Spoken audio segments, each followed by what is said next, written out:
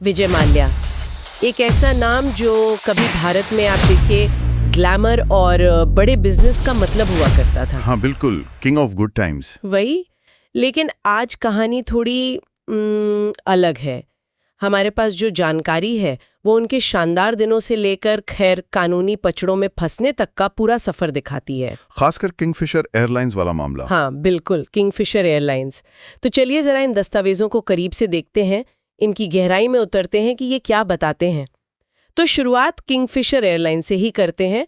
2005 में लॉन्च हुई थी बड़े जोर शोर से, हाँ बहुत धूमधाम से। और अपनी लग्जरी सर्विस के लिए जानी जाती थी। मतलब स्टाइल तो था ही। हाँ स्टाइल तो था, लेकिन वो चमक ज्यादा दिन टिक नहीं पाई। वही बात है, जानकारी के हिसाब से 2012 आते आते तो एयरलाइन बंद हो गई। हाँ बिल्कुल बंद, जमीन पर आ गई। और इसके पीछे जो सबसे बड़ी वजह थी वो थी बैंकों का भारी कर्ज। कितना, कुछ अंदाजा है? अंदाजा क्या, आंकड़ा है करीब 9,000 करोड़ रुपए का कर्ज था जो मतलब चुकाया नहीं गया। 9,000 करोड़, ये तो बहुत बहुत बड़ी रकम है। हाँ, और ये किसी एक बैंक से नहीं बल्कि कई बैंकों के एक समूह से, मतलब कंसोर्शियम से लिया गया था। अच्छा, कंसोर्शियम। तो फिर जांच में क्या निकला? मतलब जानकारी में कुछ धोखाधड़ी जैसी बात भी है? हाँ बिल्कुल, जांच एजेंसियों का जिक्र है इसमें, सीबीआई और ईडी। रिपोर्ट्स यही कहती हैं कि आरोप ये है कि लोन लेने के लिए कथित तौर पर फर्जी दस्तावेजों का इस्तेमाल किया गया। फर्जी दस्तावेज? हाँ, बैलेंस शीट्स में हेरफेर की बातें भी सामने आई। और सोचने वाली बात यह है, जैसा कि रिपोर्ट्स इशारा करती हैं, कि इतने सारे बैंकों ने मिलकर इतनी बड़ी रकम बिना पूरी जांच पड़ताल के, बिना पुख्ता गारंटी के आखिर दे कैसे दी? ये तो बड़ा सवाल है। मतलब ये पूरी प्रक्रिया पर ही सवाल उठता है। सही कहा। तो मामला सिर्फ कर्ज ना चुकाने का नहीं, बल्कि उसमें कथित धोखेबाजी का एंगल भी जुड़ गया।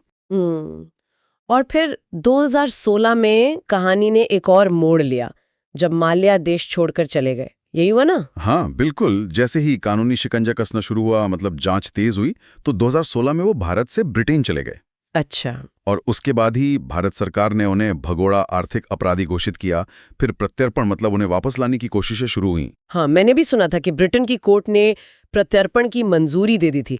फिर भी वो अब तक वापस क्यों नहीं आए? इसमें इतनी देर क्यों? देखिए, 2018 में वेस्टमिंस्टर मैजिस्ट्रेट कोर्ट ने प्रत्यर्पण का आदेश तो दे दिया था, ये सही है। तो फिर? लेकिन होता क्या है ना, ऐसे हाई प्रोफाइल मामलों में अक्सर कानूनी दांव पेंच होते हैं। जानकारी यही बताती है कि कुछ गोपनीय कानूनी मसलों की वजह से ये प्रक्रिया भी अटकी हुई है। गोपनीय कानूनी मसले? अच्छा। हाँ, तो वो फिलहाल ब्रिटेन में ही है। और इस बीच भारत में उन पर मनी लॉन्ड्रिंग और बैंक धोखाधड़ी के कई मामले चल ही रहे हैं। ईडी और सीबीआई की जांच जारी है। और उनकी प्रॉपर्टीज का क्या हुआ? कुछ जब्त वगैरह होने की भी खबरें थी। हाँ, उसका भी जिक्र है इन दस्तावेजों में। उनकी कई सारी संपत्तियां, जैसे मुंबई में, बेंगलुरु में, गोवा में, वो जब्त की जा चुकी हैं। तो बैंकों के पैसे की रिकवरी के लिए ये सब किया जा रहा है? हाँ, कोशिश यही है कि बैंकों को जो नुकसान हुआ है उसकी थोड़ी बहुत भरपाई हो सके। तो कुल मिलाकर देखें तो ये जानकारी हमें ये दिखाती है कि कैसे एक वक्त पर किंग ऑफ गुड टाइम्स कहे जाने वाले बिजनेस टाइकून का नाम इतनी बड़ी वित्तीय गड़बड़ियों और कानूनी उलझनों में फंस गया। किंगफिशर की वो शुरुआती चकाचौंध से लेकर भगोड़ा आर्थिक अपराधी घोषित होने तक का ये सफर वाकई सोचने पर मजबूर करता है। और देखिए, ये मामला सिर्फ एक व्यक्ति या एक कंपनी तक ही सीमित नहीं है। जैसा ये दस्तावेज भी इशारा करते हैं, ये हमारे पूरे बैंकिंग सिस्टम के लिए एक तरह से बड़ा सबक है। सबक किस तरह का? कि भी कर्ज देते समय, खासकर जब इतनी बड़ी रकम दांव पर हो, तो कितनी ज्यादा सावधानी, कितनी गहरी जांच पड़ताल, मतलब ड्यू डिलिजेंस जरूरी है। सही बात है, ड्यू डिलिजेंस। ये मौजूदा निगरानी तंत्र, जो मॉनिटरिंग मैकेनिज्म्स हैं, उनकी कार्य प्रणाली पर भी सवाल खड़े करता है कि क्या वो काफी है। बिल्कुल सही कहा। और ये हमें इस सवाल पर भी लाकर खड़ा करता है कि जब इतने बड़े नाम, इतने हाई प्रोफाइल लोग शामिल होते हैं मामलों में, तो वित्तीय जोखिमों का सही आकलन और प्रबंधन कैसे सुनिश्चित किया जाए। हाँ, ये एक बड़ा मुद्दा है। क्या सिस्टम में कुछ बदलाव की जरूरत है?